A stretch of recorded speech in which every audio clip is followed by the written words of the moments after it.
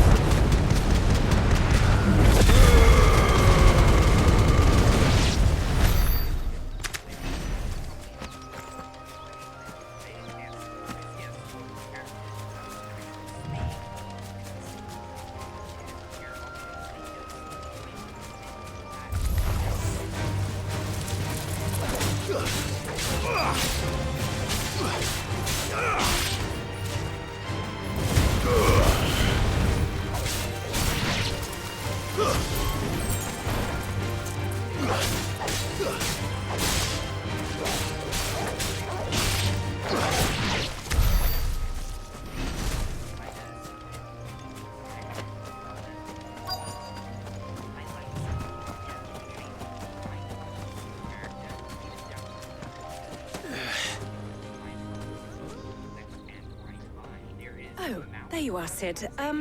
Thanks so much for coming.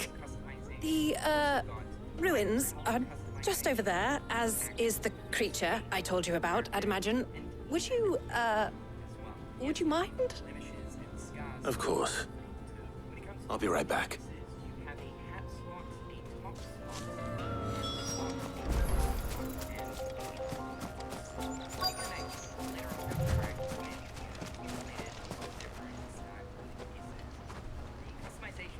Anybody home?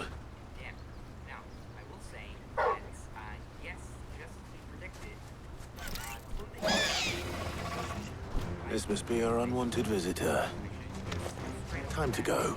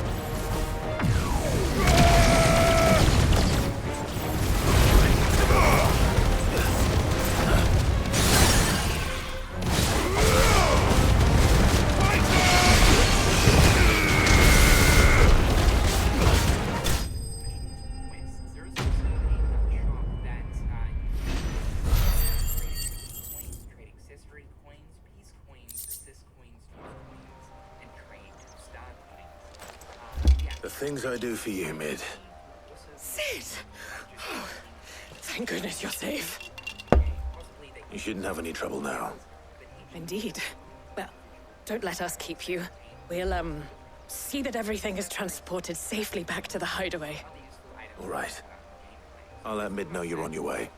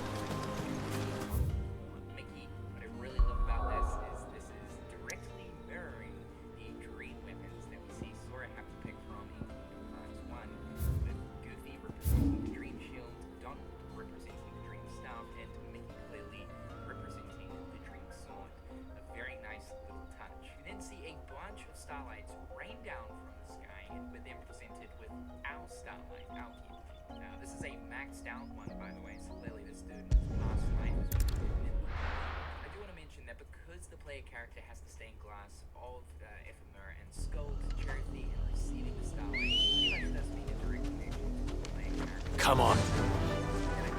Fly, Ambrosia.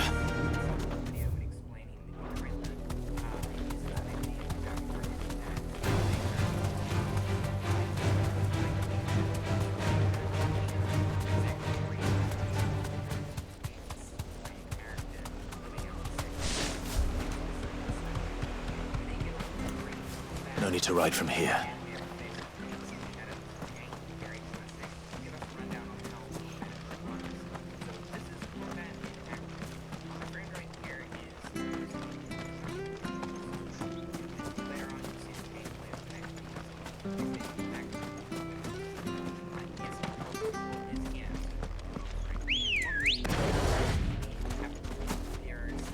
Ready, go? Faster! Good news. We have my Best Buy memberships for everyone. See how you can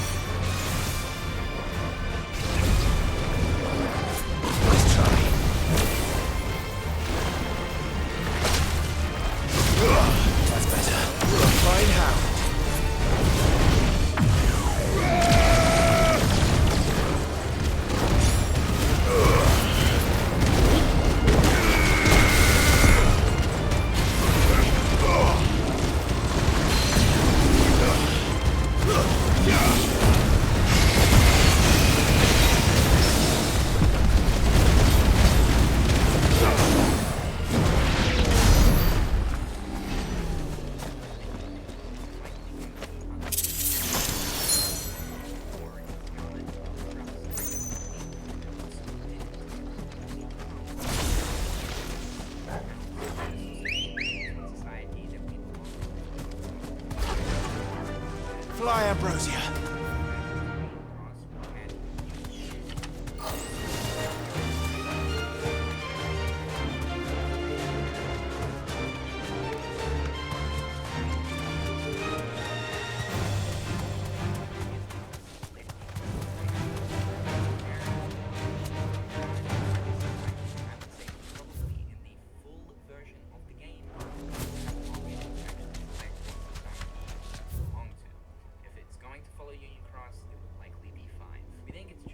Character's name and the prologue section of the game is over. And by the way, how gorgeous is this ancient Scala World logo? It is phenomenal. And just look at the city too, man. Like, this is such a beautiful looking game considering it is a mobile phone game. That being said, it is a pretty big mobile phone game. As I've mentioned in the past, this is running on one of the assets where it's free.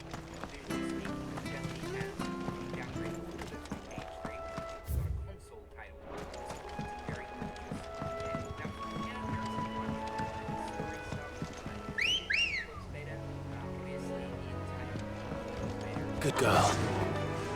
Faster!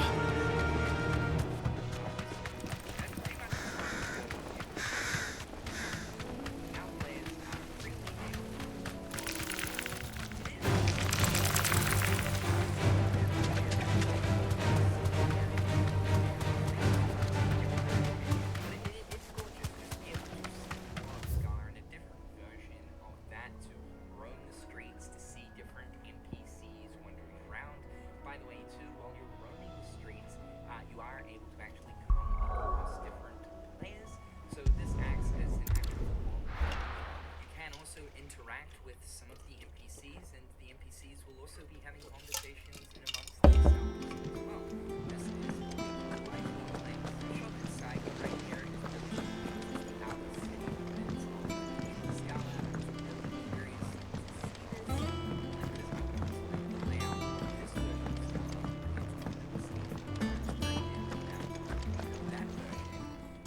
Is it business or pleasure? Go on then. You're rubbing me blind, you know. Come again. Or don't. I'm not much bothered either way.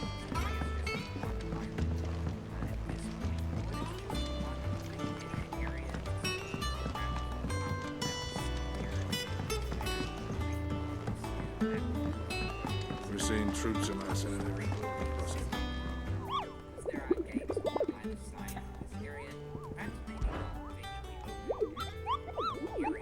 You mean the Iron Kingdom?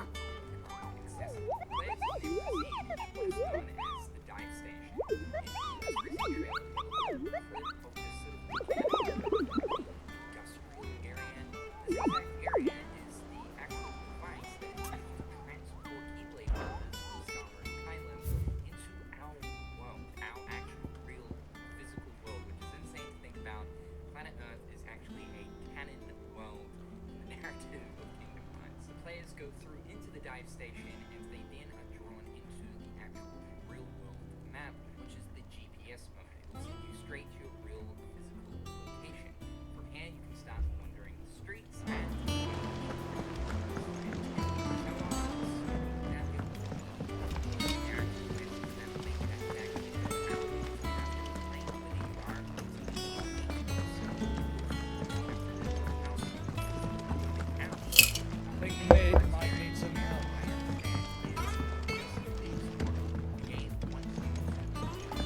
Come up with something soon.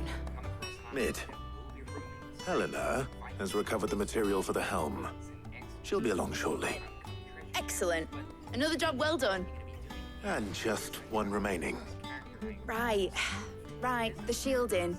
This one's a bit of a bugger. How so? The plating's enough to stop the engines going pop, but those things will still be spitting out enough fire to set the rest of the ship ablaze. Which is why you need proper shielding. A prison for the dragon's breath that's blazing away inside. I thought a triple thick layer of tempered steel might do it. Or more of the stuff that the Fallen use, but they'd both be too heavy. The helm and the plating are bulky enough as it is. Add any more weight and the whole ship would be at the bottom of the briny before we'd even started. I need something light. but I've racked my brains and I just can't think what would do it. Well, if I were in need of obscure knowledge, I know whose counsel I would seek. Harpocrates. Tomes? Yeah, well, I'd thought of that, obviously. I've got all the details written down here. Can you take this to him, see what he makes of it? Now, while I'm doing stuff out in the real world, Right away. accumulating APs, so it seems like from what I've read so far, basically any successful combat scenario, character, piece, combat scenario, or just normal contests that you're defeating out in the world, will be rewarded AP. You'll also notice these like little green waypoint things all down the streets. These are almost like lampposts. Coming across those will also reward you with AP. It really is right now. Editors started reading books that don't have any pages.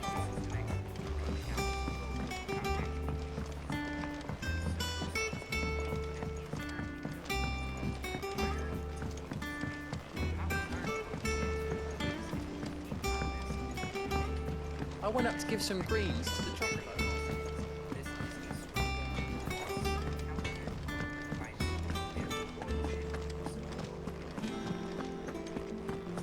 Thanks to Sid, the man.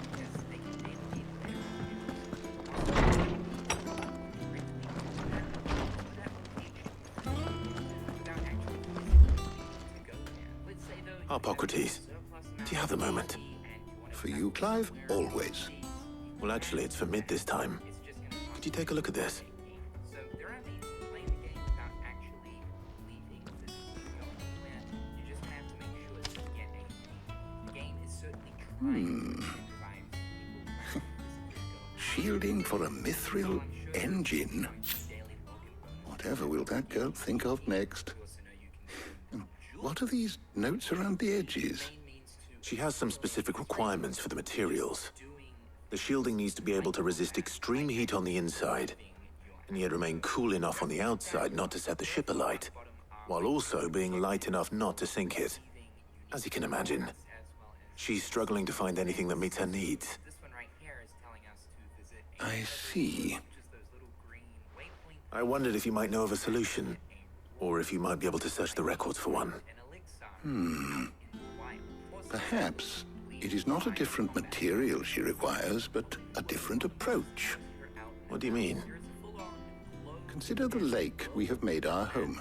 Its blighted waters eat away far more quickly than fresh water or even brine, at timber and steel alike. And yet, we have made a home here from those very materials nonetheless. We have. But Bardolph must varnish every board twice over to keep it from rotting. And Obelus complains that without a constant supply of pitch. I see. Early Gregorian histories speak of a preparation known as moon dew. It is said to be able to resist even the most ferocious flames. Before the dragoons tamed the worms and wyverns of the realm, nobles would daub their castle walls with it in order to guard against dragon fire. So if we could recreate it... It might be applied to some material or other in order to provide the protection Mid requires. As to how best to apply it and to what material, perhaps Bardolph and Obelus might be of assistance. I shall speak to them and see what wisdom they might have to offer. If you would be so kind as to procure the necessary ingredients, I shall discuss the specifics of how it might be most effectively put to use with our two friends. The knowledge of the past may yet prove useful to we of the modern era. Thank you, Harpocrates. And since you're asking others to help you, perhaps I should too.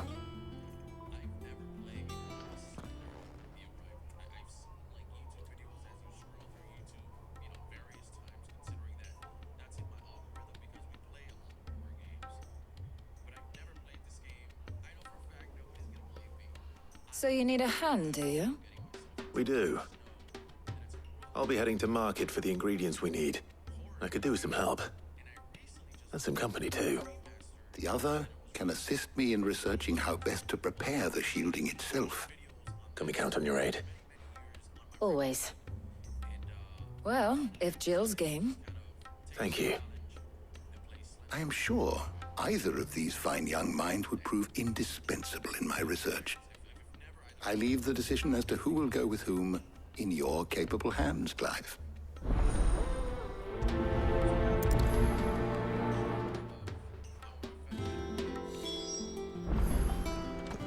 Shielding that guards against even the most ferocious flames. We could have done with some of on Drustinus. I doubt I would have survived that place with or without it. A trip to Northreach, though, I think either of us could handle. So, Clive, have you made your decision? Who will accompany you on your little excursion? Very well. So then, what do we need to find? I have taken the liberty of preparing a list. Here. White chocobo eggs. Pepio nuts. Are you sure this list is right? Everything on here seems very edible. I would have thought the ingredients would be a little more exotic. Though these items may seem mundane, they have potent effects that are rarely exploited, effects for which they were once highly prized. So much so, in fact, that they were harvested almost to extinction, hence moon dews having fallen from favor. Now, of course, they can be obtained with ease. You should be able to find everything you need at the market in Northreach. Is that so? I've been meaning to visit Northreach anyway. I'll set out now. Join me there when you're ready. I will. Until then. You two enjoy yourselves. You too, Talia.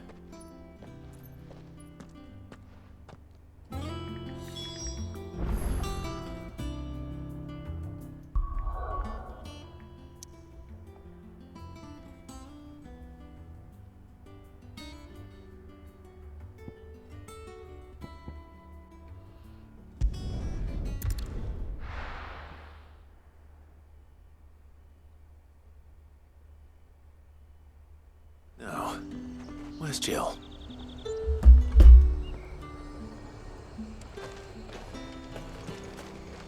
And what can I do for you? And a fine, fine day to you. Keep them pilchers nice and chilled. I won't have you spoiling it. Are those Pepio nuts? How goes the hunt for ingredients? I've only just started. I'm sure everything we need is somewhere amongst all these stalls, though. Why don't we split up and see? We'll take a couple of ingredients each. All right. What am I looking for? How about you look for the Pepio nuts and some garlic? I'll find the other things we need. We can meet by the gate when we're finished.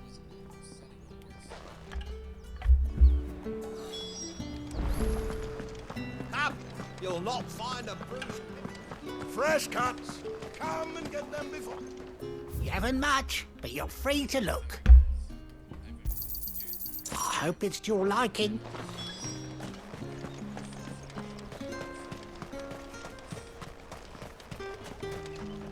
Oi, don't touch anything. Go on, take it. That's everything. Let's see how Jill's getting on.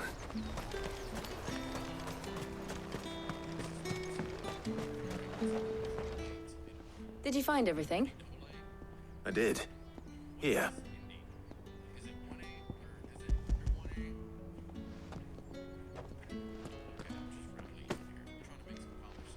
Garlic and Pepio nuts. Perfect. Now all that remains is for Harpocrates to somehow turn all this into what Mid needs to keep her engine cool.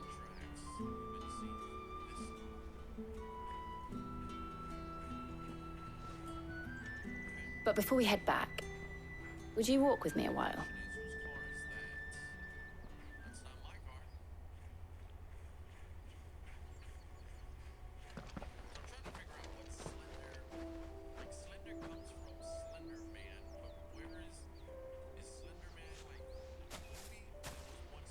Thank you for asking me to help you today.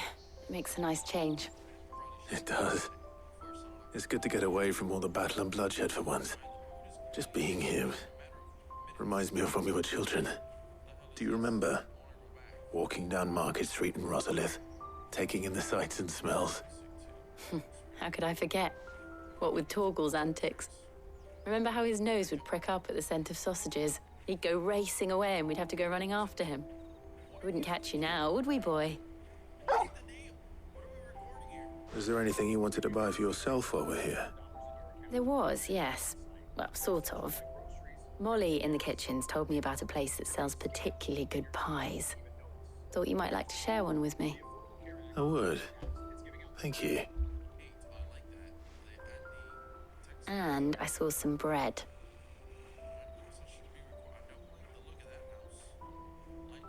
Big white cobs like the baker back in Rosaria used to make. What do you think? I thought we might get some soup to dip it in. But then I tried a slice of the butcher's dry-cured ham and it was just... oh. You all right?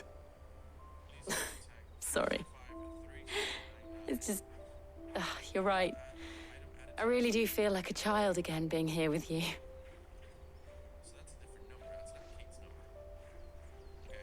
Clive. Is it wrong of me to enjoy this? No, Jill. This is how life should be. And it's how our lives will be when our work is finally done. When we can live on our own terms. I hope so. Thank you, Clive.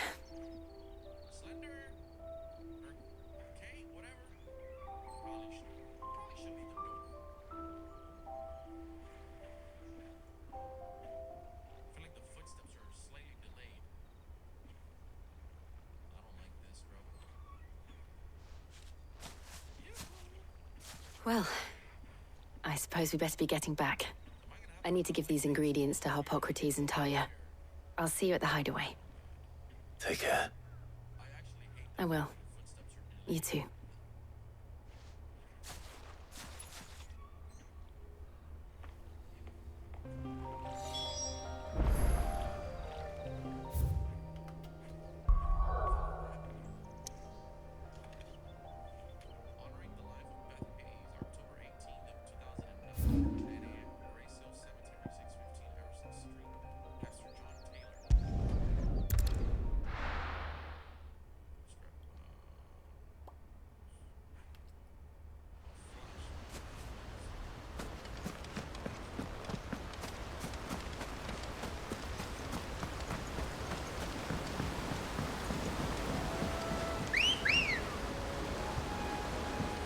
Come on.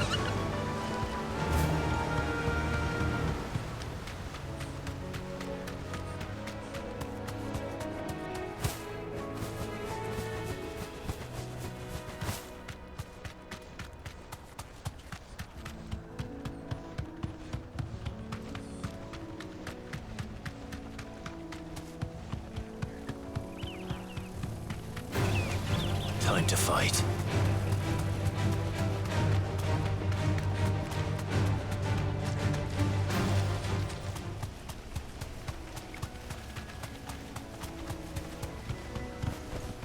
I can walk from here.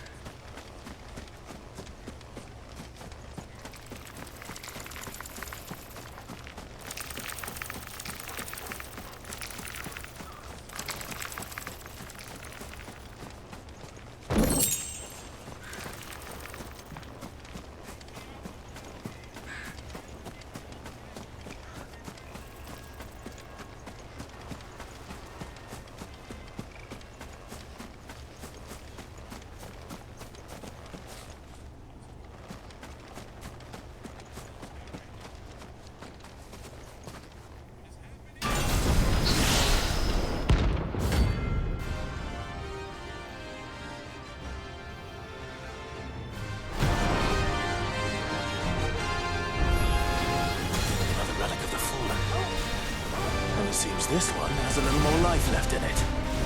All right then. Let's try.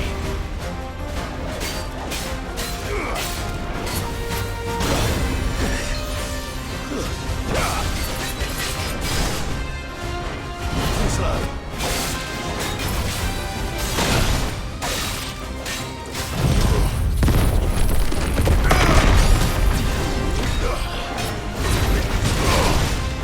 That's better.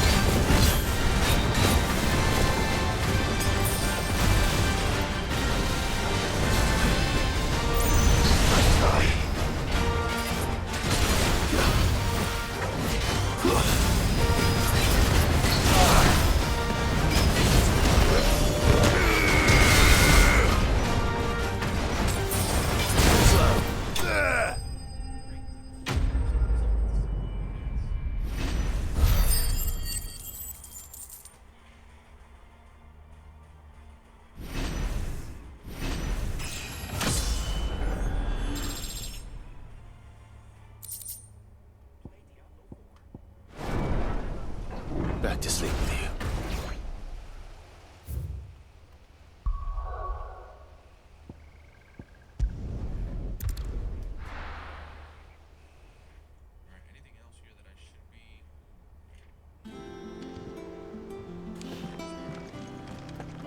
I wonder how Hippocrates is getting on with the moon dew.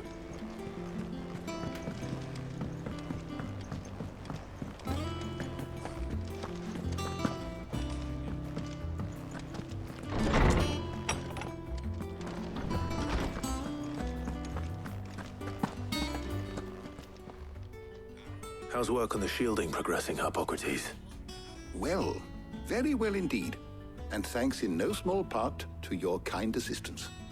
I was just explaining to Tarja how we might best go about preparing the moon dew. And now that we have all the ingredients, we may begin. You can count on me. I've mixed more than a few mysterious concoctions in my time. I'm sure you have. What about the shielding itself? Work is underway, under the watchful eyes of Bardolph and Obolus. Apparently, it'll be ready soon. Thank you. All of you. Right then. Jill, would you join me in the infirmary? Many hands make light work and all that. Of course.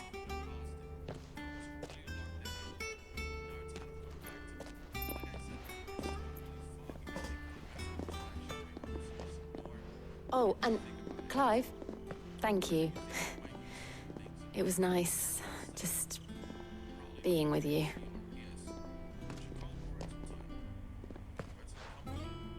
It appears our work here is almost at an end. A shame. I was enjoying playing the man of action for once. When both the shielding and the moon dew are ready, it will merely be a matter of applying the one to the other. Followed by a rigorous process of testing and retesting, of course. Perhaps someone ought to warn young Mid of that. Leave it to me. Thank you, Hippocrates.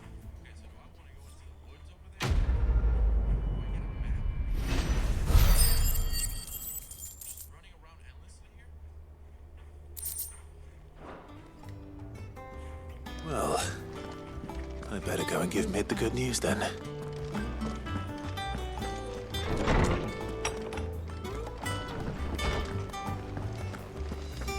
Thanks to Sid.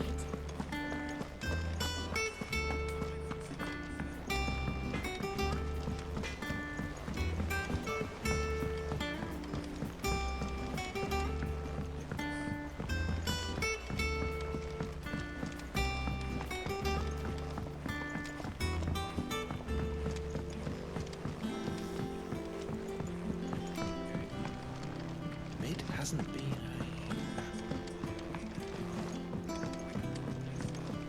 Editors started reading books that don't have any...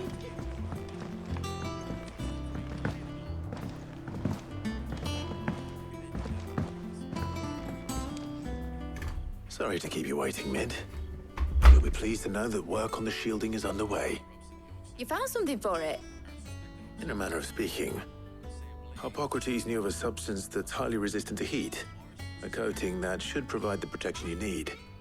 He's supervising the construction and testing of the shielding as we speak. Brilliant! I knew you wouldn't let me down. Don't thank me. I'm just the errand boy. Right then, better start working out how to bolt all these bits together. To the Black Hammer!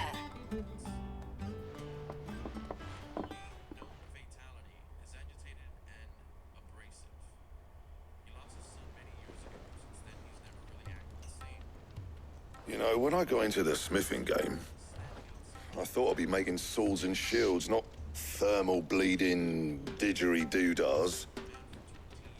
Displacement stacks. Same difference.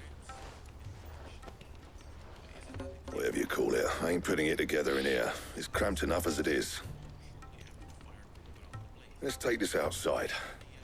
Mid, you get all the parts lined up on the deck. I'll take care of the rest. On my way! Oh, and bring me the biggest hammer you can find. This is gonna require some precision walloping.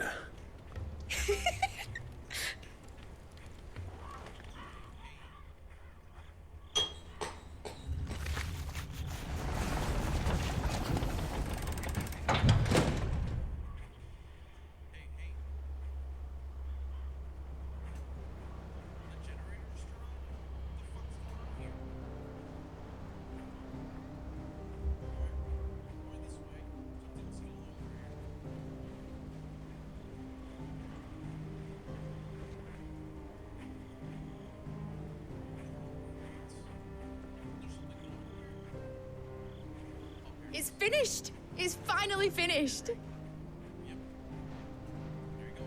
Thank fuck for that. I'll be feeling my hammer arm for weeks. Thank you, Clive, Blackthorn, everyone. That's one down and just 3 more to go. I'm sorry.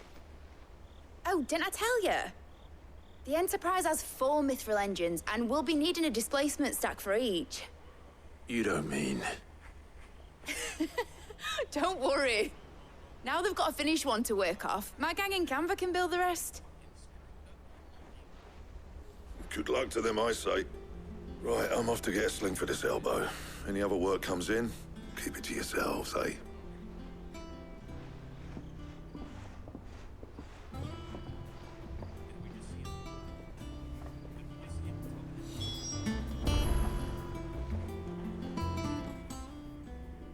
What's the matter?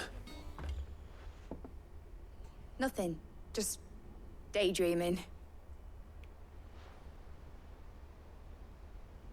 Thinking about the Enterprise sailing off over the horizon to shores unknown. Searching for a land untouched by the Blight.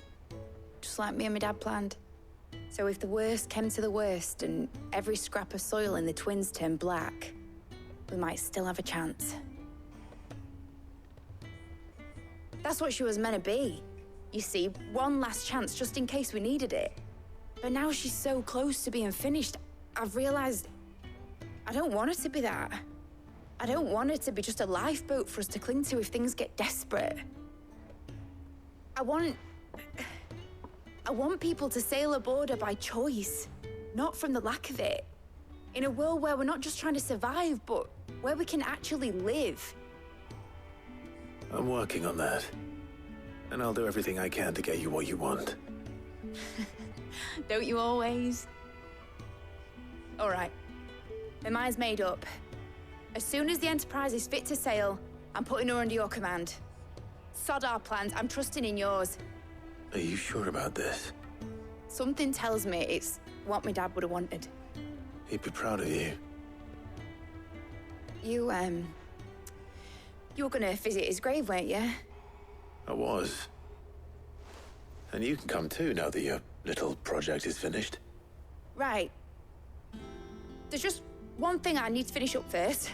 Won't be a mo. All right. I'll let Otto know you're coming. Meet us in the mess when you're ready. Aye, aye, Captain.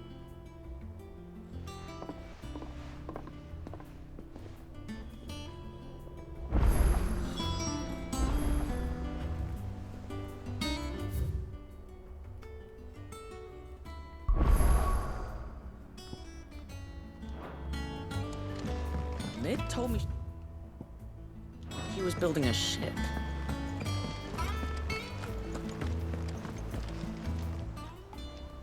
How may I help you today, Clive? Kuka.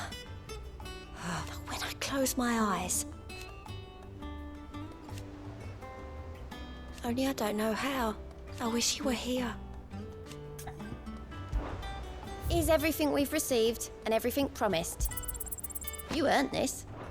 All done?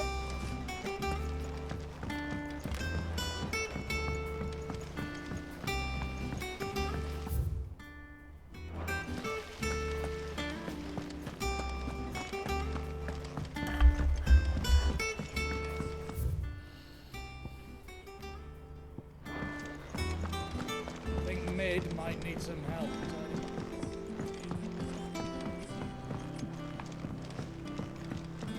Well. Here, Sid.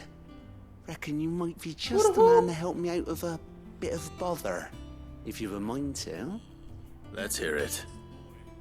Well, it's about this alembic the Chief's got me making. Lovely bit of kit it is. Bung in a solution you want splitting, and it'll separate it out, just like that. Problem is, it won't always get rid of all the impurities. And with some of the stuff we need it for, that ain't good enough. Which is why I've been looking for something to filter the liquid we'll be cooking off. And that's where I was hoping you could help me out. You love wrestling. imagine Ty could get some use out of this alembic too. Distilling medicines and the like. All right. Why not? Proper job! So what exactly do you need for this filter? Nothing but bomb ash'll do, says the chief. Gave me a sample she'd obtained from the university stores. Couldn't believe my eyes. You pour the blackest blight water through it, and it comes out clear as a mountain stream. So, I did a bit of reading about where I might be able to get hold of some. And do you know what I found out? It's only the blimmin' bones of a bomb king. They leave them behind when they die, see? I take it that's where I come in. If you wouldn't mind. I saw a billet on the hunt board for one just the other day. Would have gone myself, but, well, fighting dirty great balls of flame isn't exactly my forte. You, on the other hand... All right. I'll see what I can do. Thank you kindly. And a good hunting, eh?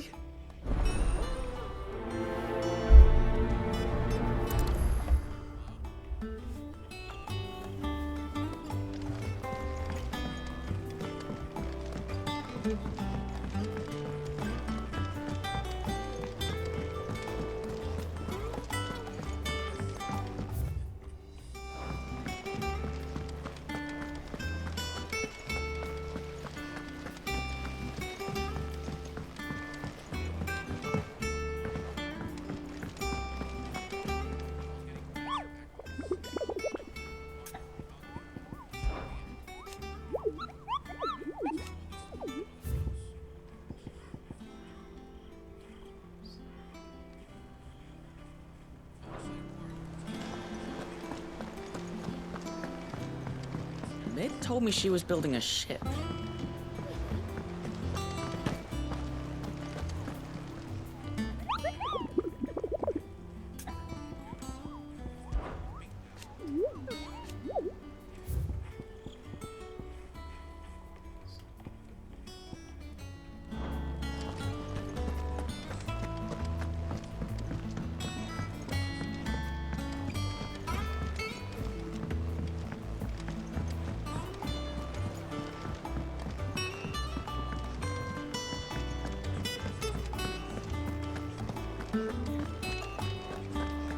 He cracked the crystal too.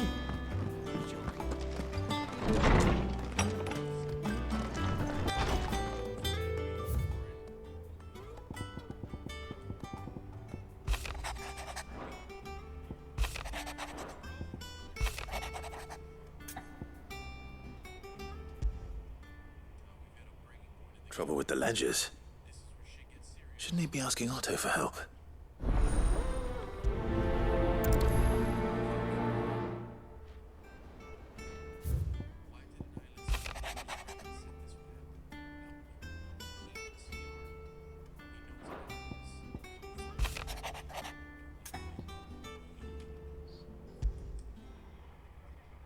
What could be wrong with Torgor?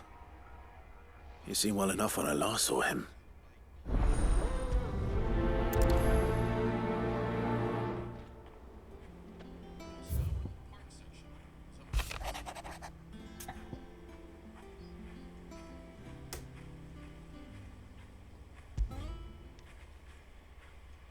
Hopefully it's nothing. But I should speak to Blackthorn just in case.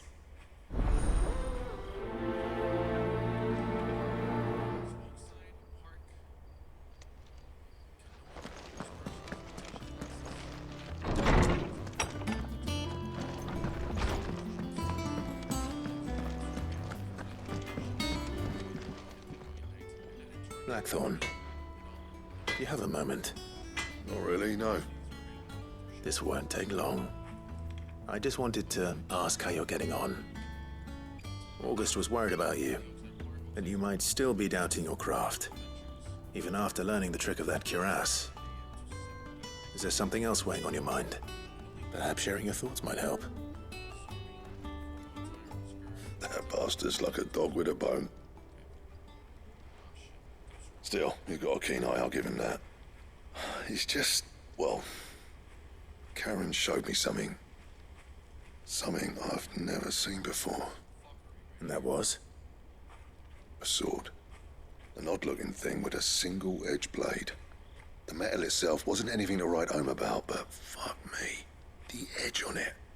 You could slice a man clean in two with a weapon like that, and he'd be halfway home before he even realised he'd been cut. So that's what's troubling you? Nah. Not troubling me exactly. More distracting. Can't stop thinking, how do you get an edge that sharp? It's driving me mad. And if you knew how to do it, we could arm the curse breakers with even better blades. That's about the size of it, yeah. I'll see what I can find out. Sharper swords are always welcome. And we can't have our master blacksmith being distracted. You're a soft touch, you know that. But I can't say I'm not grateful for it. Good luck, eh? Thank you. Let's see what Karen knows about this sword.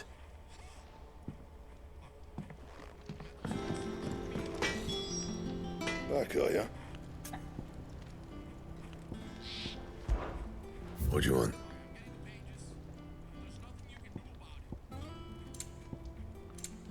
And?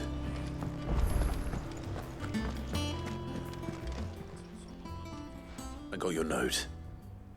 You think something's wrong with Torgal? So you can read. Congratulations. But I didn't say I were wrong with him. I said something weren't right. He's not been eating me treats. He used to love cracking the bones from Molly's boiled brown, but now he won't so much as look at them. Didn't like him. Which is why I'm of a mind that his mind's on something else. You've not been working him too hard, have you? No harder than usual. Is that it, boy? Do you need a rest? What was it you said he was? A frost wolf? That's what the lawsman seems to think. Then maybe this all has something to do with whatever it is that's woken inside him. I suppose things have been different since Rosalith. Perhaps Hippocrates knows something. Instead of everything, you mean? Perhaps. You're looking well, Karen. What do you want? Out with it. I want to know about the sword you showed Blackthorn. Single-edged and extremely sharp. Running around after him again, are you? I suppose I am, yes. But I need to help him find out how to work an edge like that. It's driving him to distraction. Little wonder, I suppose. There's not many like that make it as far as the twins, and those that do go straight into private collections. Which made it nice and easy finding a buyer. Can you tell me who bought it? Where is it now? You think I tell people who my clients are? Suppose you're not likely to go nicking him off me, are you now? Fine. If you stop mooning at me like that. Lord Ignac's the man you want. Dalmekian bloke. Collects weapons and the like. And he's got more money than sense, which is why he's one of my favourite clients. Reckon he'll still be at the inn in Dalamil, where I left him. Thank you, Karen. Oh, and he's a touch eccentric, if you take my meaning. I appreciate the warning.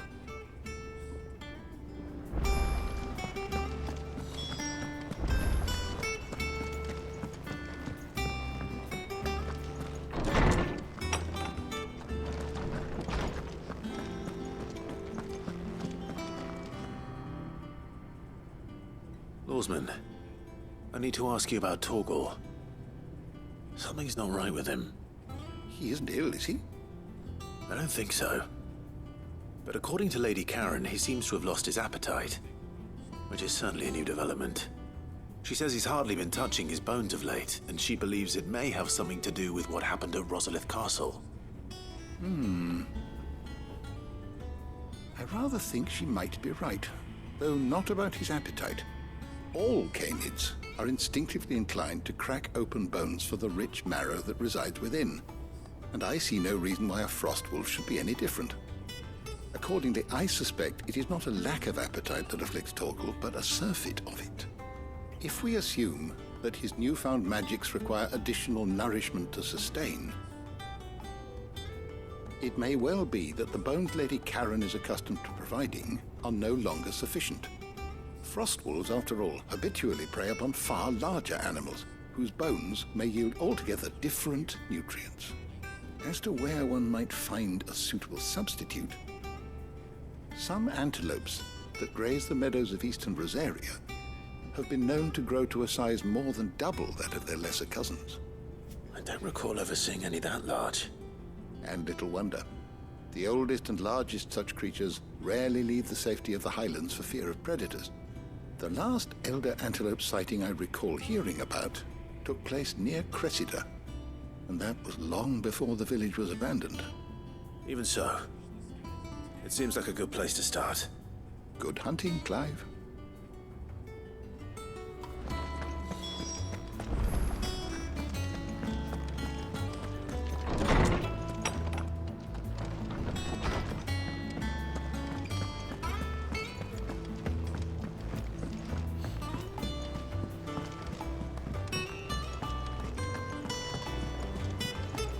Is that the thing Tomes helped to build? Mid told me she was building a ship.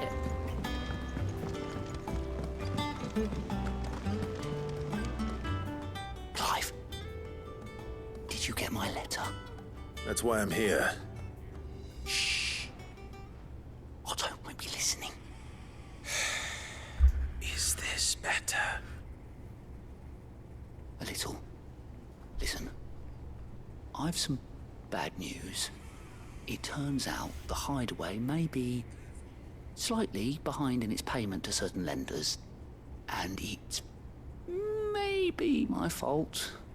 But I swear to the goddess, I thought I had the numbers square. Sadly, that square turned out to be more of a circle. Zero, you might say. I can straighten it out, I swear, but it's gonna take some time, and I'm gonna need help keeping it from Otto. Bit late for that, I'd say. There you are! What a surprise! So let me get this straight. You forget to pay our lenders what they're due, and instead of coming straight to me, you get Clive to come to you. And I will dig you out of the hole you've dug for yourself. Clive, the man in charge of the place you've been cheerfully trying to bankrupt. And you thought this was a cunning plan. Why? Well, who needs paying? Oh, just Martha. And the dame. And, well, Lady Karen. But only 500 talents. We owe 3 of our most trusted friends 5 million gil. Each. 5 million each.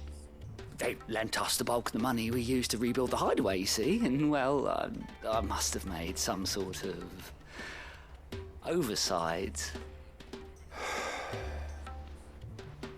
Those ledgers were my responsibility, and it was my decision to entrust them to you. This is my fault. Do we have that much to hand? I can always ask my uncle. No, we don't. And no, you won't. We've lightened Lord Rosfield's purse enough. After the king's ransom we had off him, he deserves better than to see our begging bowl. Besides, we'll need to learn to stand on our own if we're gonna make this work. All right. But that doesn't mean you have to shoulder the burden yourself. Is there anything I can do to help? There might be. How'd you fancy taking these to Martha and the dame? Rocks. Rocks, he says. Worth 1,000 talents apiece, these are. A little something Sid and I set aside for when times got lean. And I reckon 15 million in overdue debt probably qualifies. I just hope our associates' eyes are a bit more discerning than yours. I'm sure there will be. Should be me making the rounds, really. But you know how it is with this place. Orders to bark, arses to wipe, and all that. I know. Which is why I don't mind going in your place. Go. Do you know why I only gave Master Clive here 2 star rubies? Because you'd rather Lady Karen killed me. Because I'd rather Lady Karen killed you. Yes. Well, I suppose this is goodbye then. Don't worry. I'm sure Karen will understand. Really? Do you think so? No, I don't.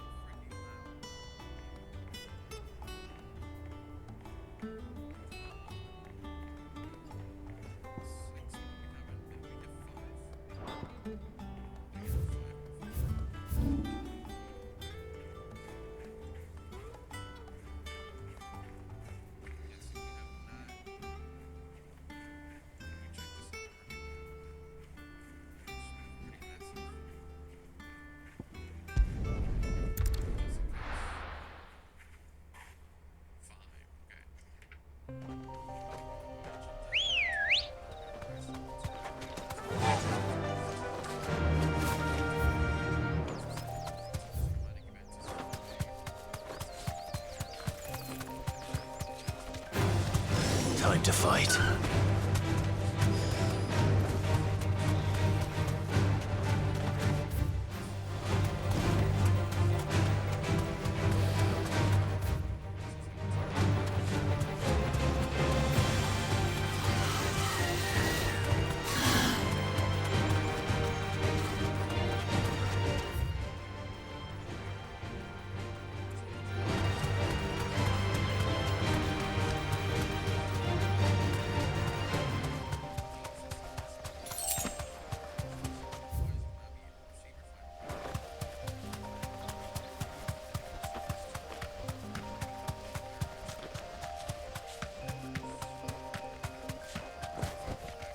That'll do, girl.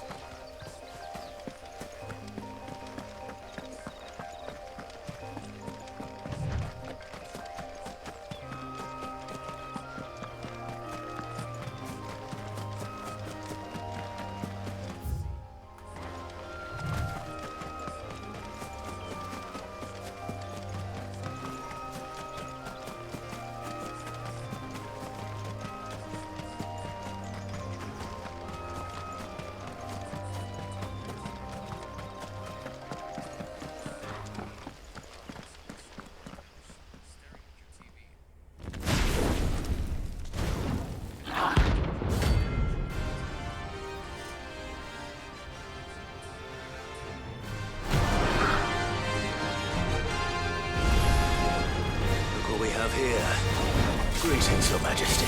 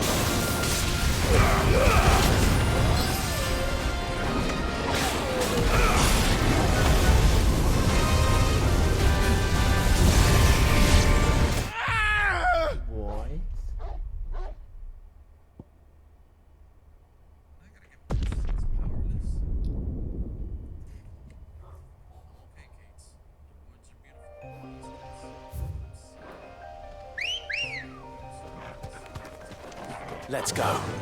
Yeah!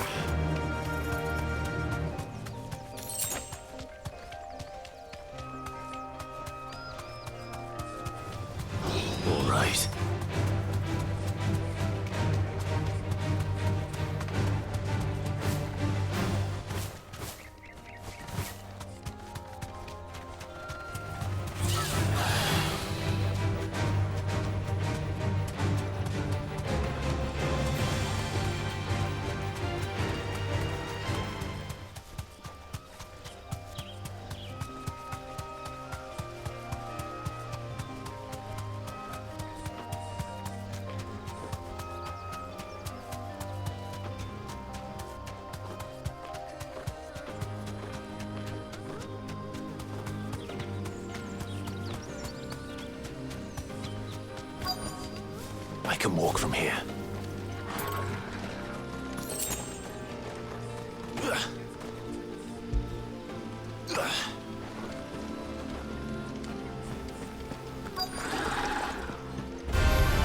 It's us or them.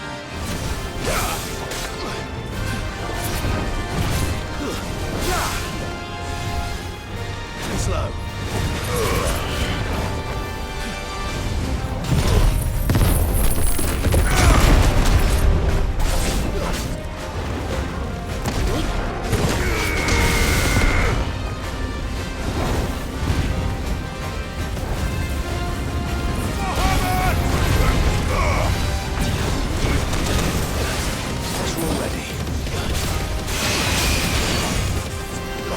Fine hound.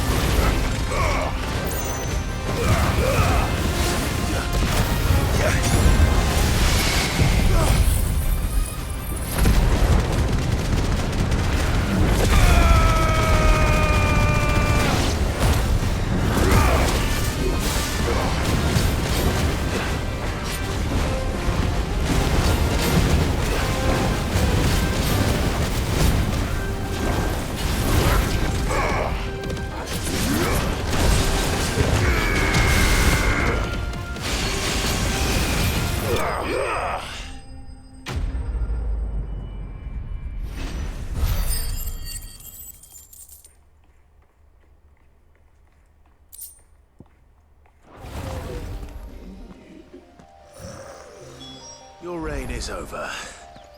Now to collect the ash. This looks like the stuff. Let's see if there's any more.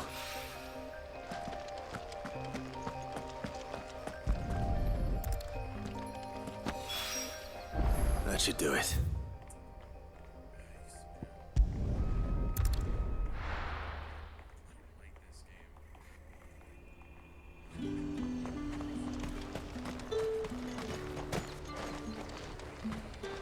Do you see anything you like?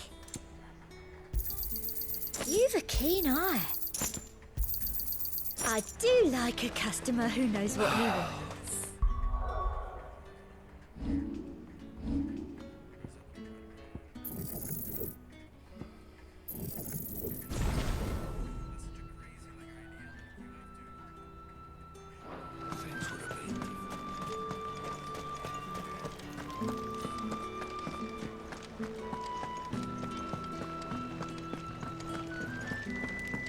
Did you hear? The gates to heaven. I want to see you again. What am I going to do without Sweetwater and Oil of Talc? Milady, I come bearing gifts. Gifts? Whatever is the occasion.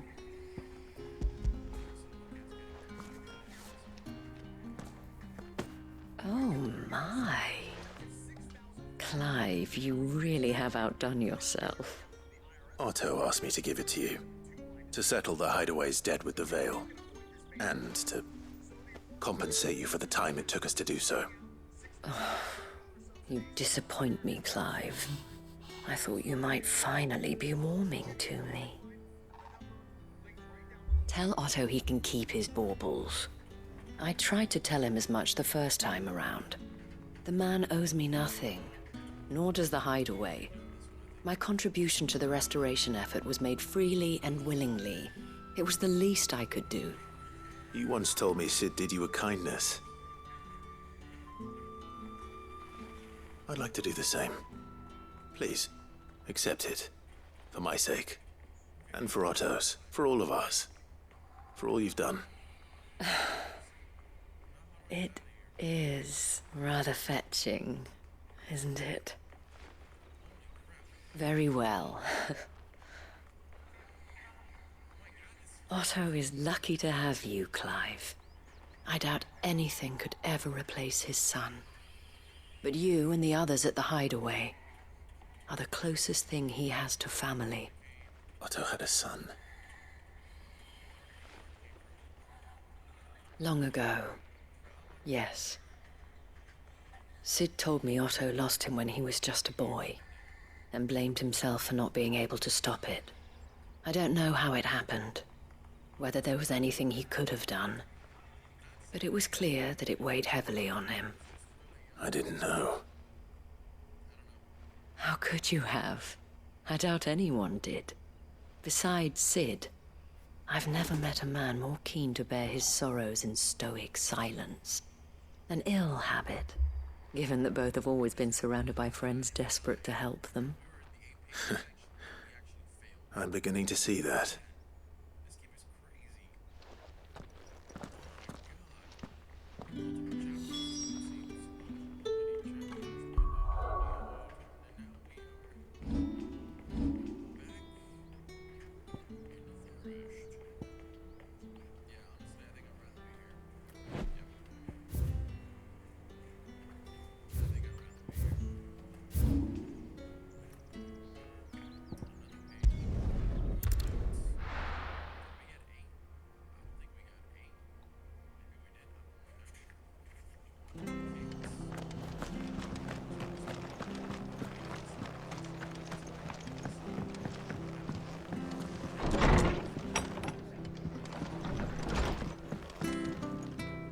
Clive, we weren't expecting you.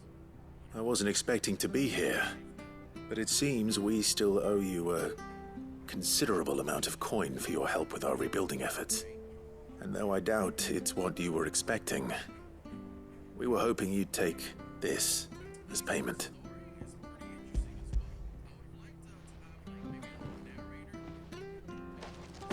A star, Ruby? I can't accept this. It's worth at least twice what you owe me. More if you can find yourself the right buyer. Think of the difference as interest. Interest? If word got out I charged that much, no one would ever borrow from me again. Anyway, why are you the one here asking me about this? I'd have expected Otto. Bit much sending the Lord Marquis out to settle your debts, isn't it? The old goat working himself to death again. Something like that. Most days I think he's the only reason the Hideaway's still standing. Same as always, eh? Back when the place was nothing but a twinkle in the eye of a recently retired Lord Commander, word is he was the first one Sid reached out to.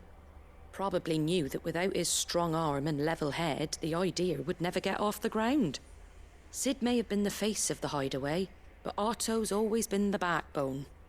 And when Sid passed away, we were all worried that would be the end of it. That Otto would just give up. His death was hard on everyone. But it must have hit Otto hardest of all. But he didn't give up, did he? Quite the opposite, in fact.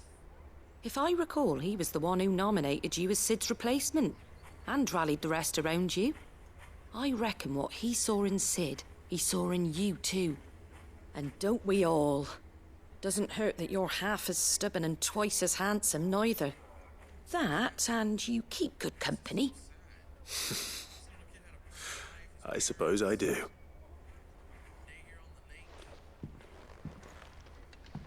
Gob will want to know the stones were delivered, if he's still with us.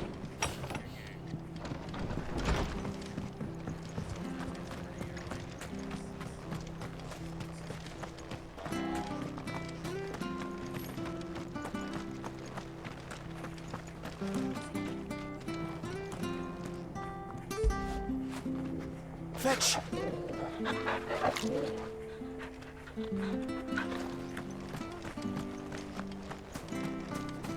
I love Martha like a sister.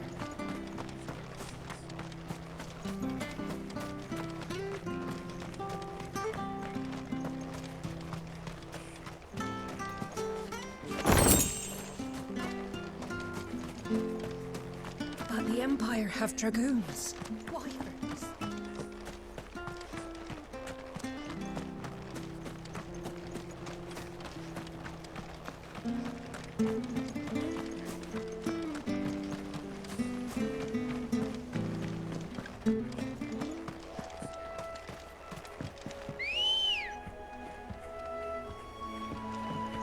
Ready, go?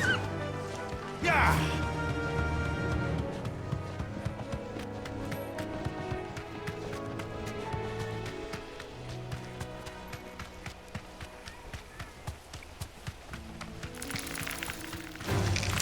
All right.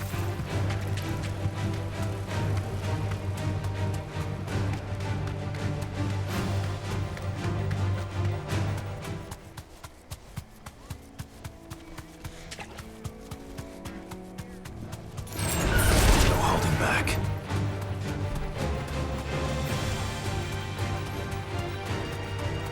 It's certainly quiet.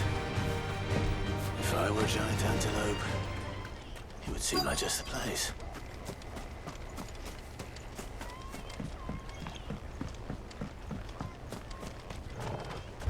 I doubt we'll find one bigger than that. You hungry, Torgal?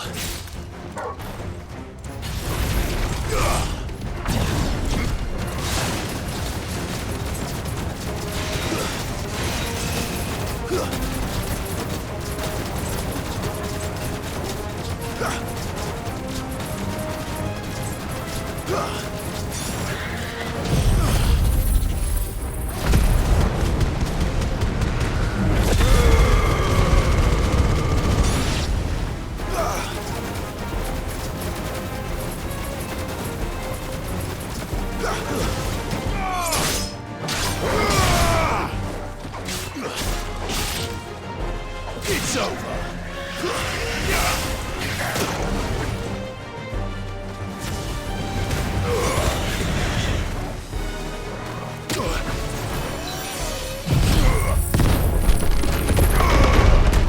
Farewell.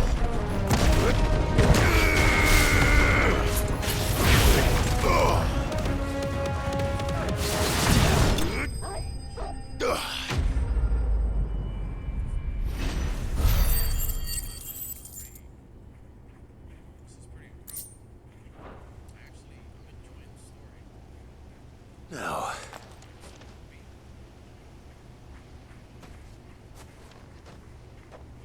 will it be enough, I wonder?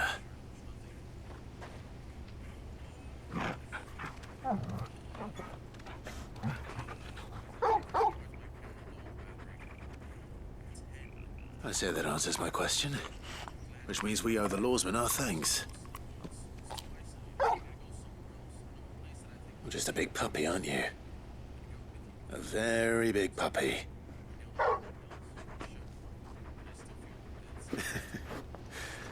You do know you can take that with you, Torgal.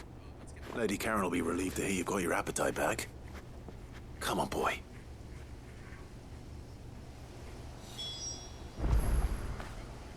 You all right, boy?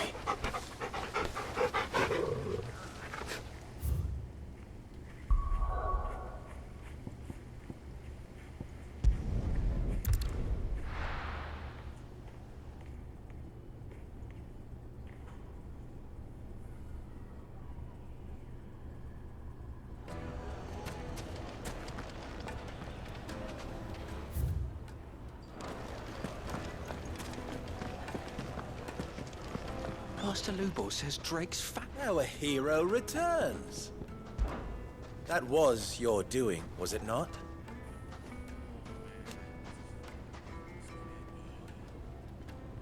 As for me,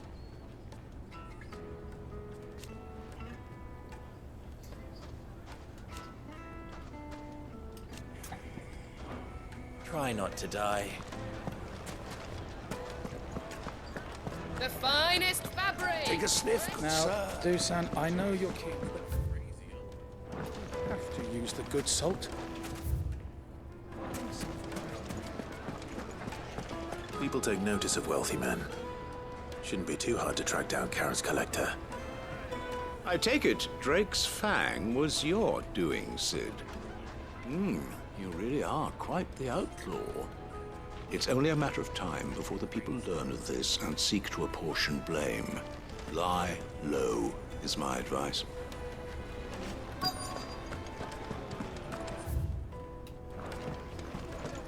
Back again, are you?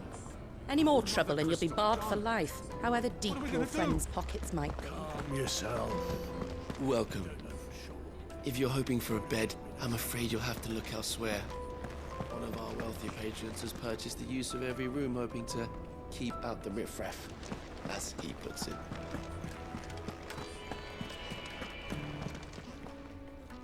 My reputation will be ruined! Ruined!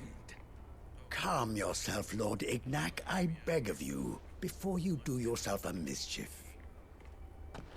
Pardon the intrusion, but... Out! Get out! I paid for these rooms so I wouldn't be disturbed. Leave me be! Please, allow me to apologize. His lordship is going through a difficult time, and he's never been fond of guests arriving unannounced. Radim! Get rid of the filthy oaf this instant! Very good, Lord Ignac. Would you mind stepping outside for a moment?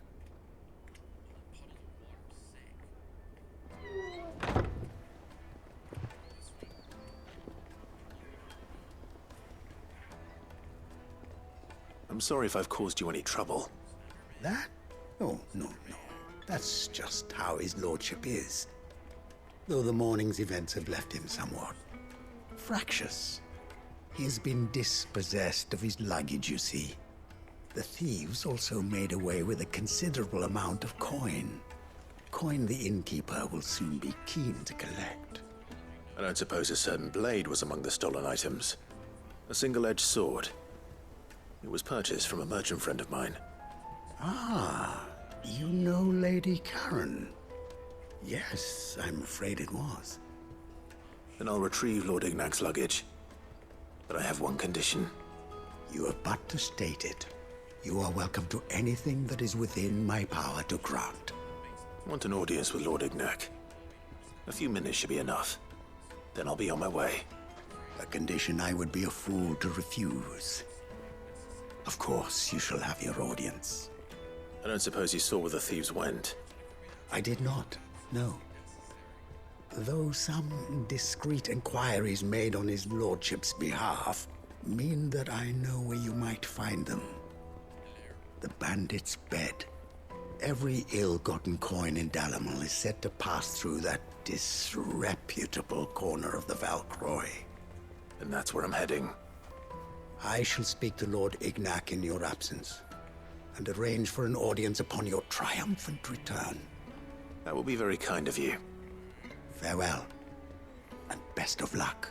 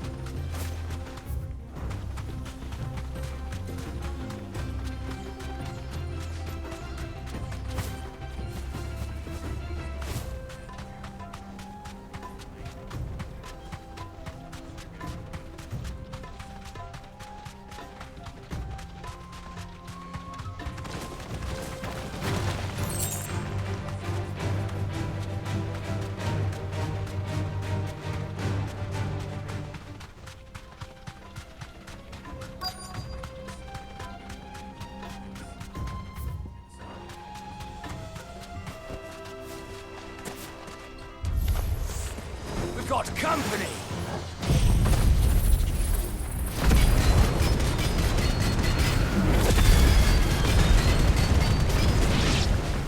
Come on, lads, let's tear the bastard's head off!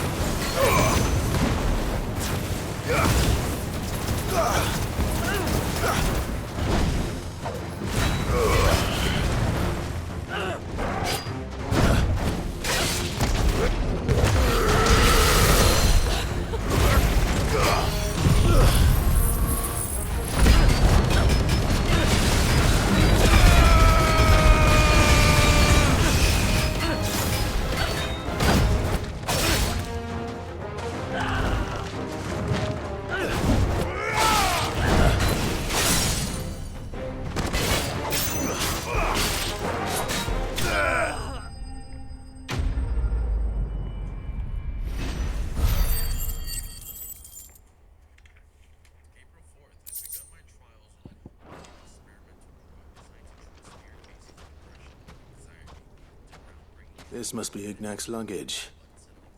Nothing seems to be damaged. All right. Let's get it back to Dalamel.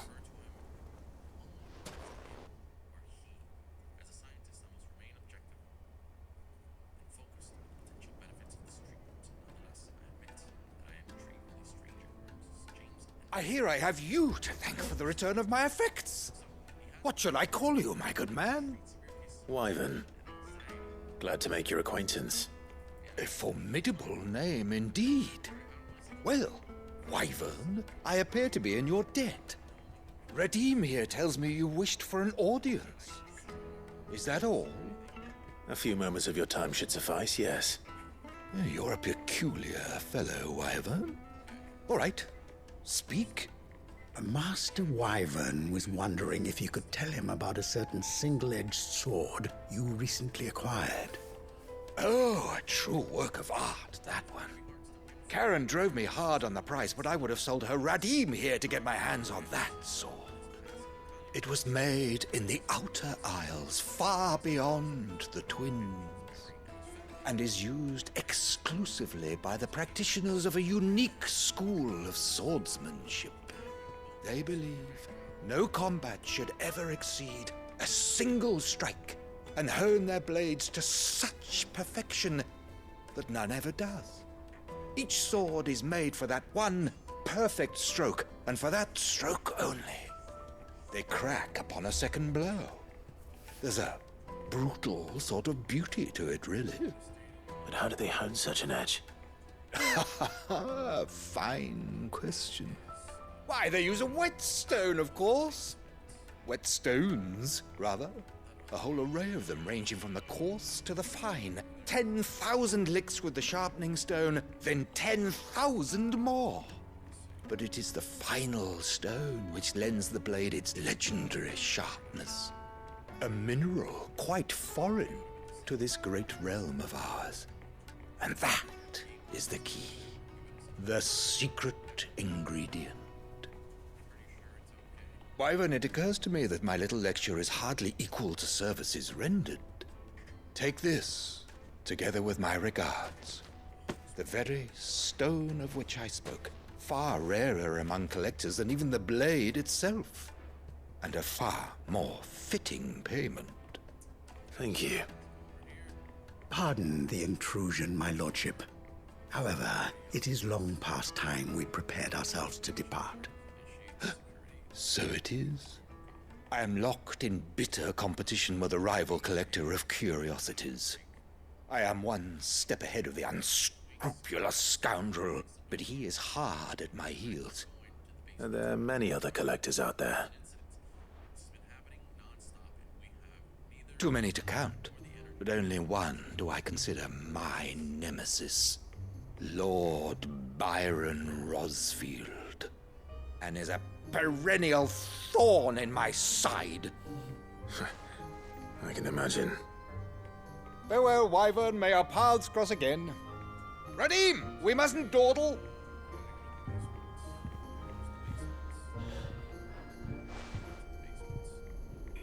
I think his lordship is rather taken with you, Master Wyvern. Thank you again for your assistance. Coming, my lordship. I'll be right there.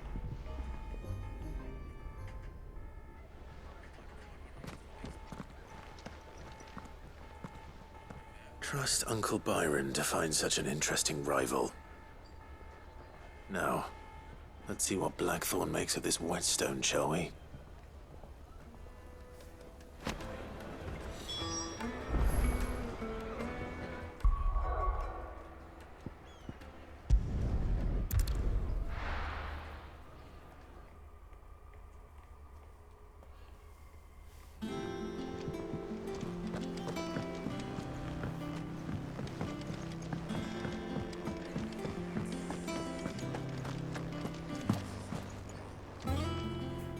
I noticed you and Torgal had gone off somewhere. Take him for a walk, did you? You could say that.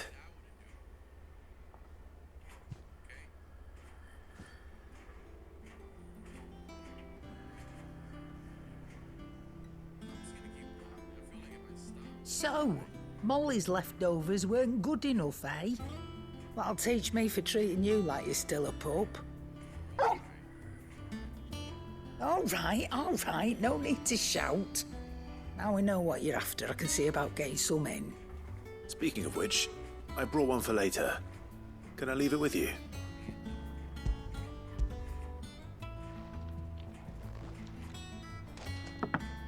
You can, eh? I'm nice like that. In return, you can thank Tomes for me. The bloody know-it-all. I was just on my way to see him.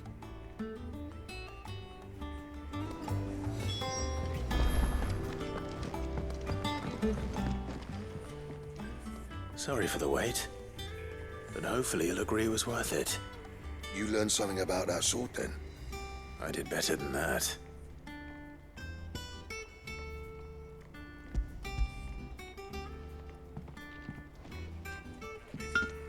A whetstone? Yes, but not one you'll find anywhere in Valisthea.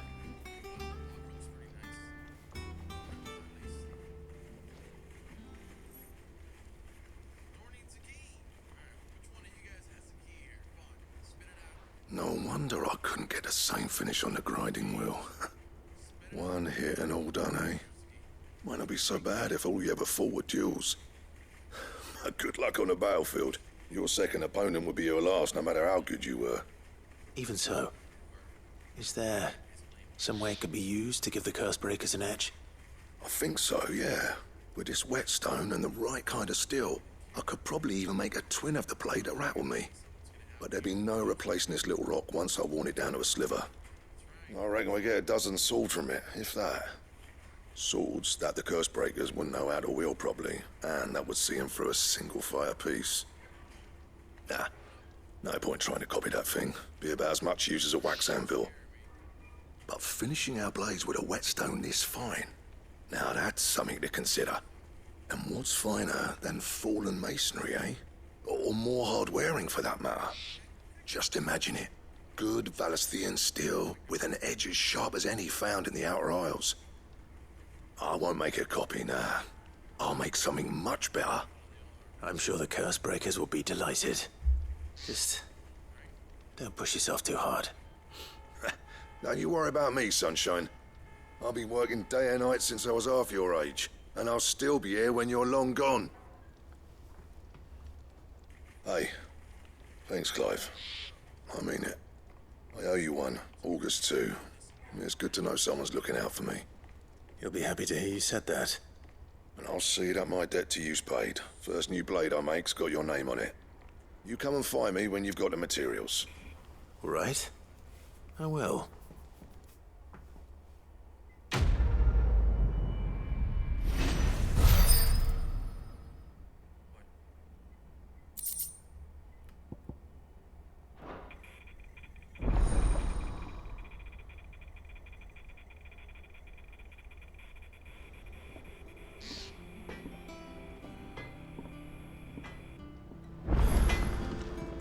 Back, are ya? What do you want?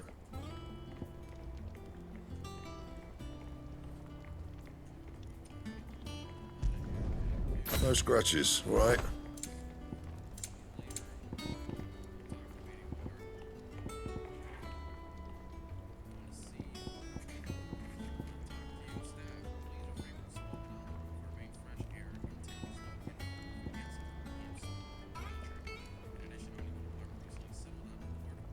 And?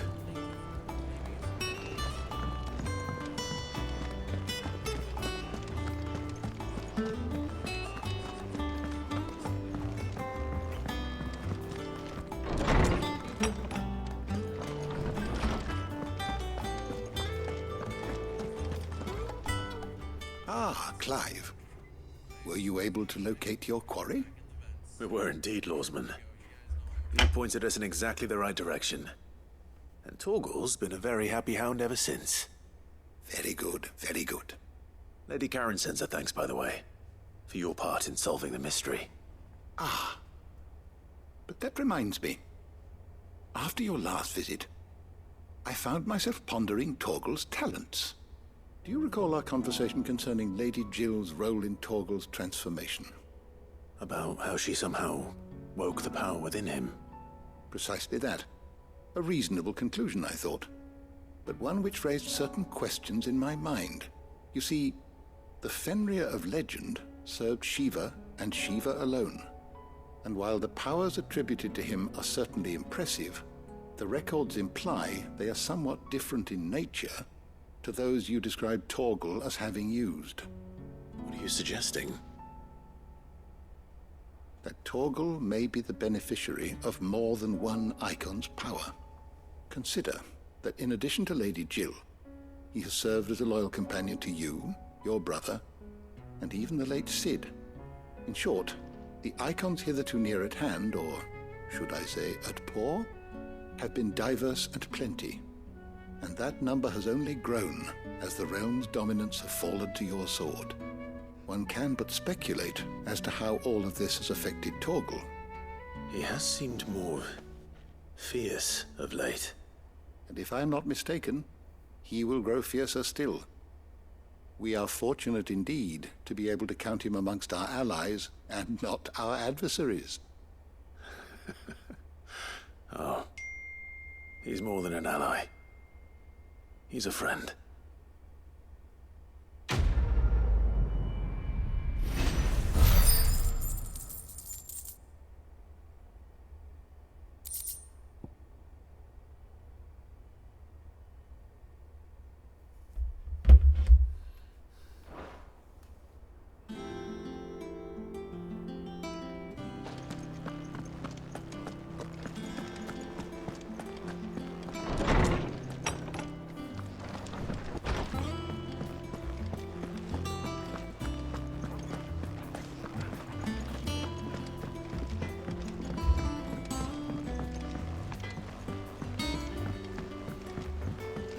I went up to give some greens to the chocobo.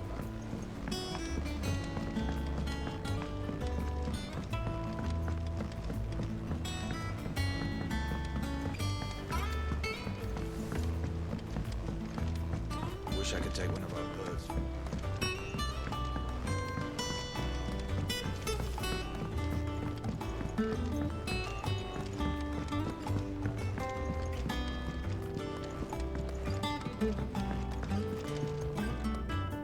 All right there, Sid? How's that hunt for the bomb ash going? I have it here.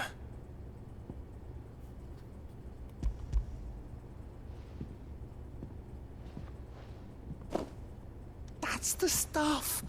And plenty of it, too. Enough to keep the alembic bubbling away for a good old while. You're a gent, Sid. Let nothing say otherwise. Right then. Let's get this contraption up and running.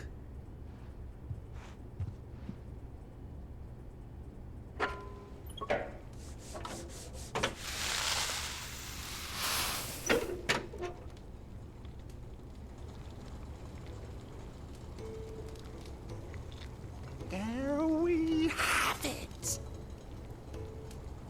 The Telemon Alembic. And it works just like the chief said it would. Very impressive. Says the man who cut down a burning boulder. Speaking of which, I still haven't returned the favor. There's no need. The good it will do for the hideaway is reward enough. Don't be silly. Why don't you let me take a look at that bag of yours? The one you keep your potions in. Reckon I could work some magic on that. What kind of magic? Well, we happen to have isolated a substance in our test run of the alembic that I reckon will make even the toughest lever supple as anything. Thought we might use it to breathe new life into old boots and the like. Save the hideaway a few gil. Ah, I reckon if we slap a bit on your bag, it'll loosen it up enough for you to squeeze in a bottle or two more. Well, it can't hurt to try, I suppose. That's the spirit. Leave it with me. I'll only be a mo.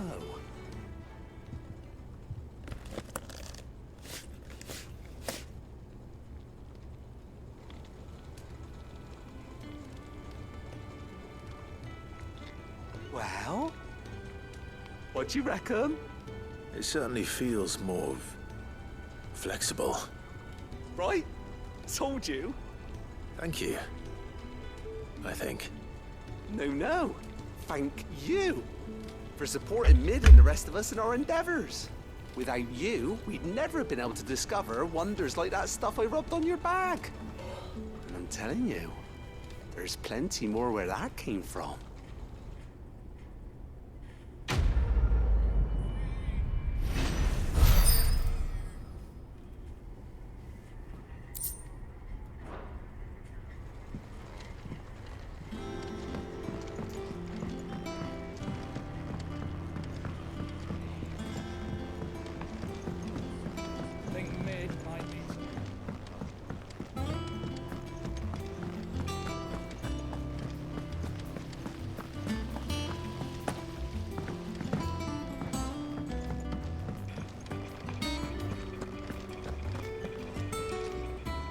Goat.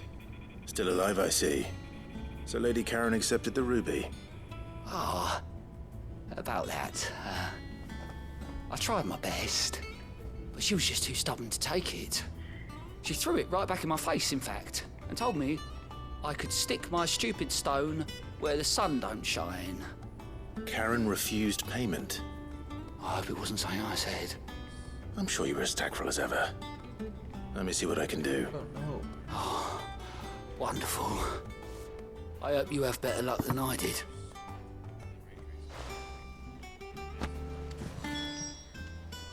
Welcome to the Patron's Whisper. Your benefactors are a generous lot. You earned this. All done?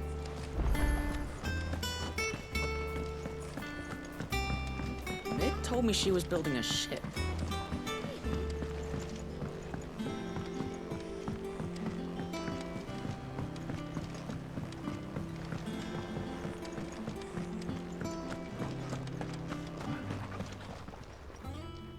Lady Karen, Goad tells me you weren't happy with our offer.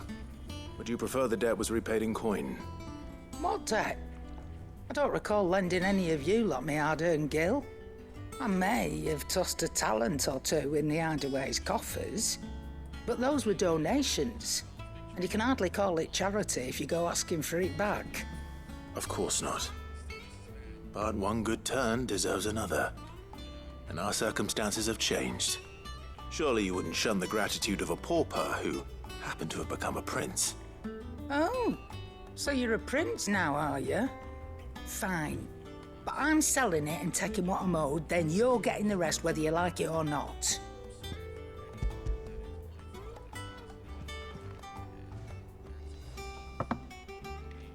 Where'd you even get this?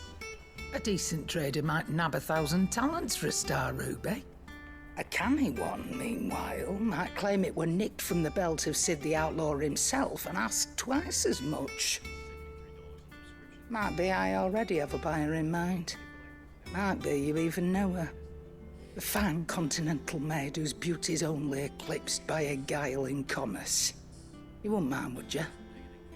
Not at all. Just be sure to tell her that it's always a pleasure doing business.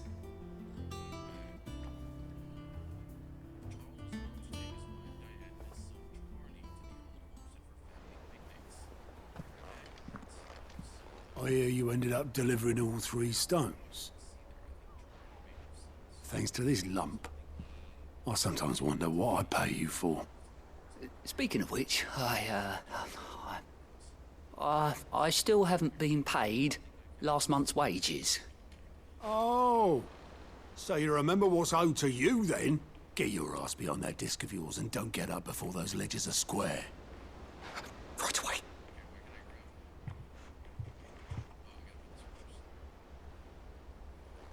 I've seen that before. Yeah. Plenty of times. It was the only goblet Sid ever used. Either out of habit, or because the filthy soul couldn't be bothered to find a clean one. I knew so little about him. Like most people.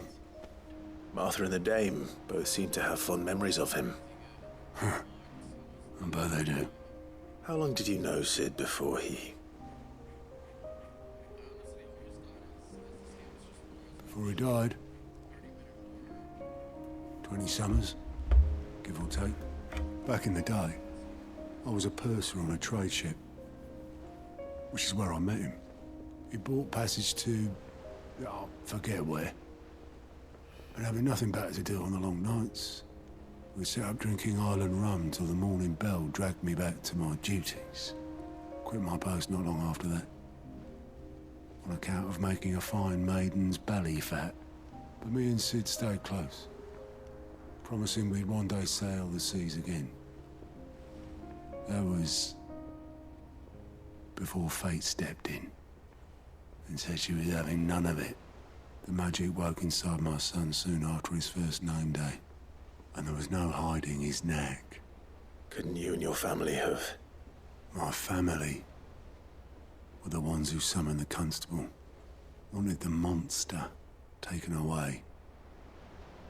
I couldn't turn my back on him, forget what I felt, and I couldn't for the life of me understand how they could. Luckily, Sid was of the same mind as me. It was him who stood beside me when all I wanted was to tear the whole world down. Him who cried for me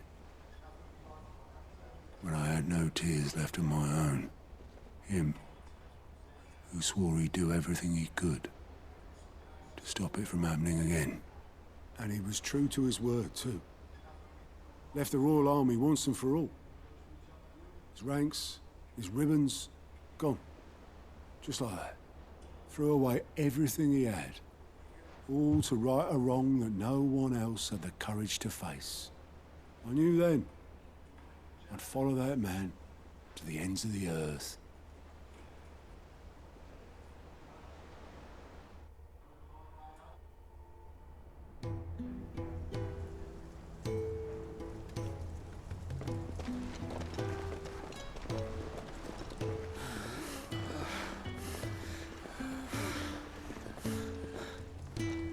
was always too clever for his own good, was Sid.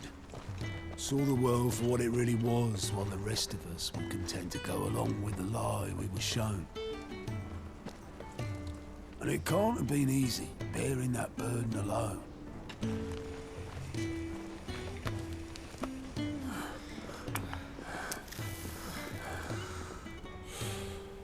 But he didn't let it stop him.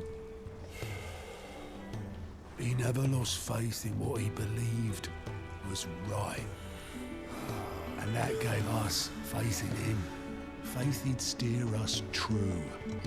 So I swore to myself that I'd always be right behind him, ready to catch the stubborn sod, if ever he should fall.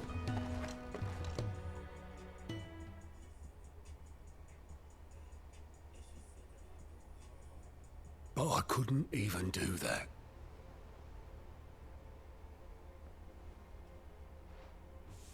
Ignore me. Just the ramblings of a tired old man. Leave that lot. I'll tidy it up in a bit.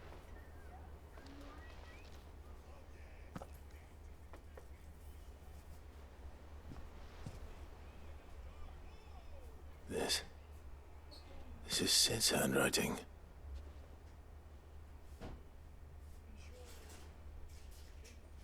Dear Otto. I may be drunk, but I wanted you to know this place would be fucked without you. Love you, you grumpy old sod.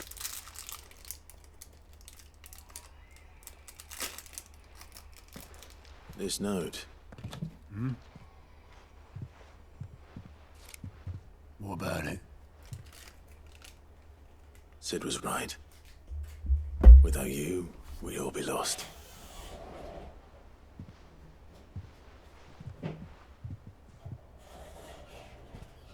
He should have bloody well said so then. Just once. Before he went. But then, why would he? Him, or anyone? I'd only have told him to piss off.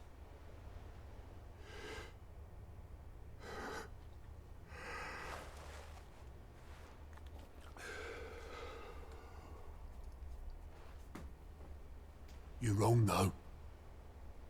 Both of you. It was never just me keeping the hideaway afloat. It was all of us. I just shoved people in the right direction. I barely seem to be able to do that anymore.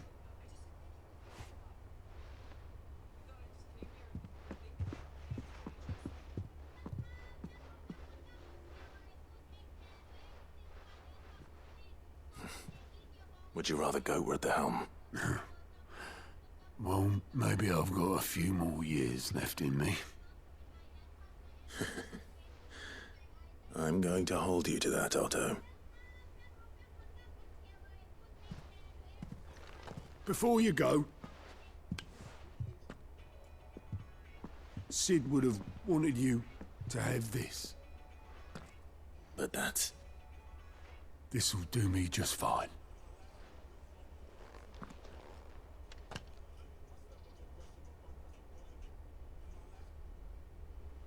Thanks for the ray of sunshine. I'll see if I can't pay you back. Already have.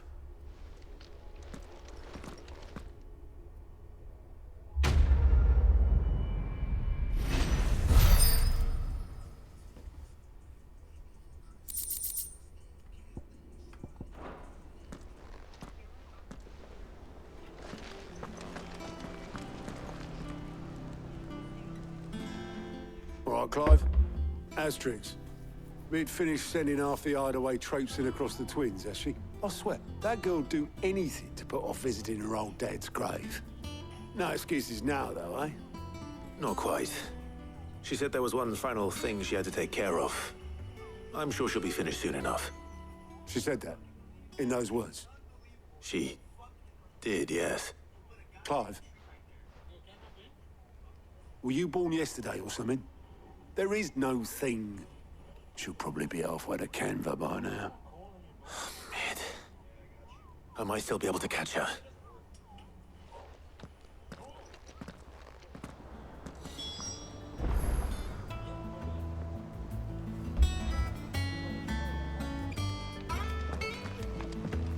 Mid told me she was building a ship. Is that the thing Tomes helped? Obolus, have you seen Mid? Yep. In a boat, going that way.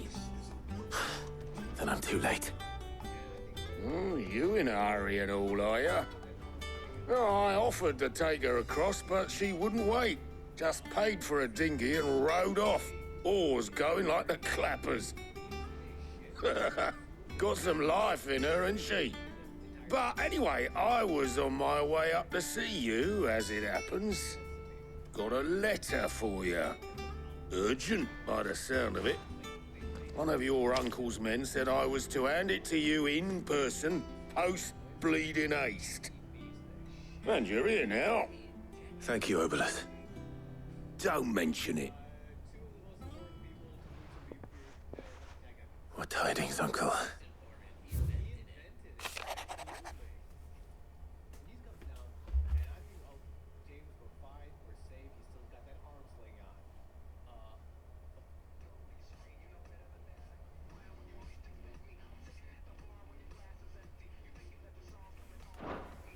Trouble in Canva.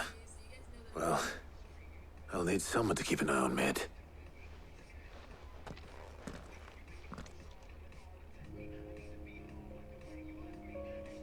So what? Mid got us to do all the dirty work and then just sailed off into the sunset? It, seems that way. Well, nothing we can do about it now. But next time you plan on visiting Sid, you might want to tie her to something before you suggest it. Ah, don't be so hard on her. Got to admit, the dirty work was kind of fun. Everyone pitching in, all that bollocks. Just like when we built this place. You're right. Anyway, we all set to head to the old hideaway. I could do with getting to Canva pretty sharpish. Wouldn't do to keep Lord Rosfield of the Seven High Houses waiting now, would it? Not after he asked for me personally. Gav will be leaving with me.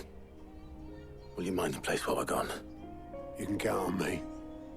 Just be sure to give Sid and the others my regards. All right. Oh, by the way, Jill will be joining us too. She's got some things to take care of, but she'll meet us there. I hope she's telling the truth at least.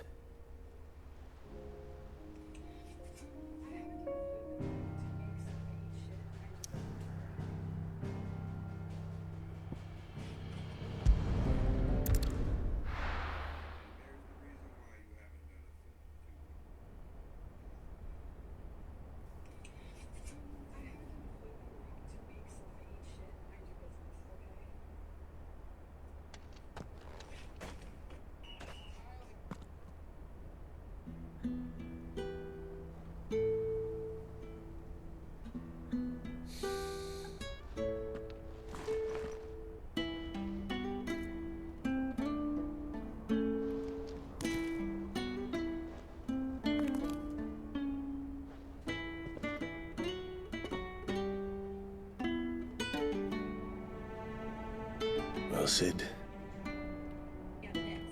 I remember what you told me. That if no one is listening to what you have to say, you may as well not say it.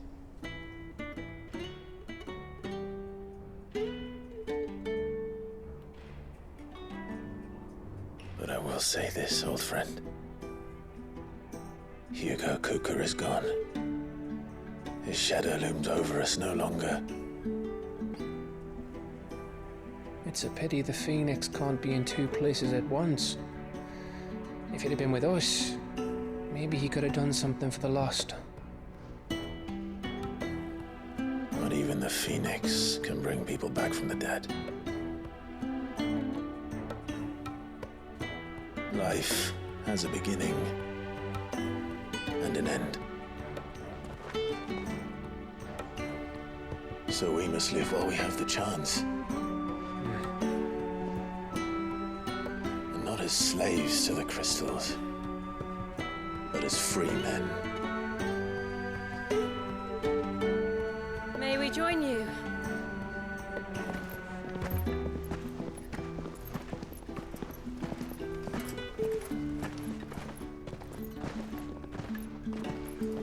Lady Karen, what a pleasant surprise. I thought I'd drop by and see how you were all doing before heading off to restock my supplies.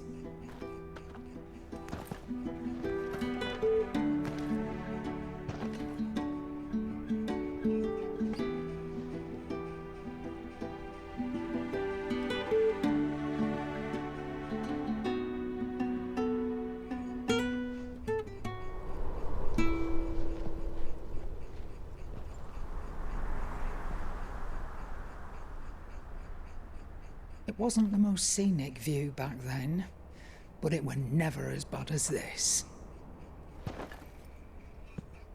I know. The blight marches on. And soon, there'll be no escaping sights like these.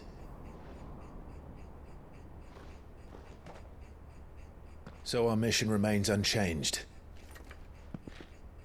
We cannot stop until every Mother Crystal is gone, and their thirst for ether with them.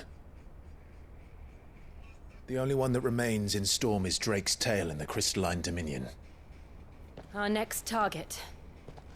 We're going to Twinside. It's the capital of the Empire these days. I wouldn't like to think how tightly guarded they've got the place.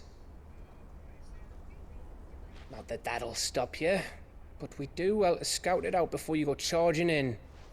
We would indeed. If you're off to the Dominion, you can take this great lump with you. Goods. Oh, I am sorry. Have you forgotten you're the most wanted man in the Twins? I thought you might like to disguise yourselves as the attendants of a travelling trader, assuming you've no better ideas. You wanted to buy yourself some tools, didn't you? Well, now's your chance. You're letting me go? With them? Oh, thanks, Nan! Stop that! You'll break me bones, you great galoot!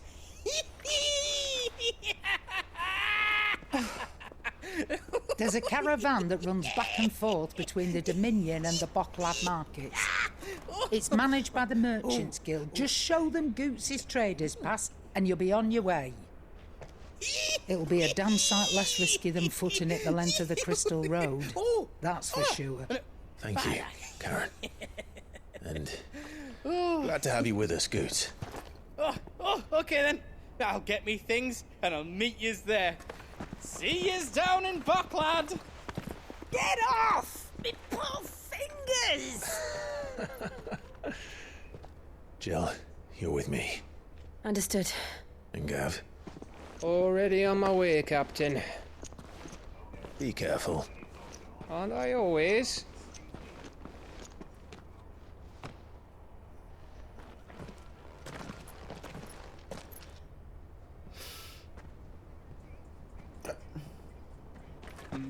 Do you see that, Sid?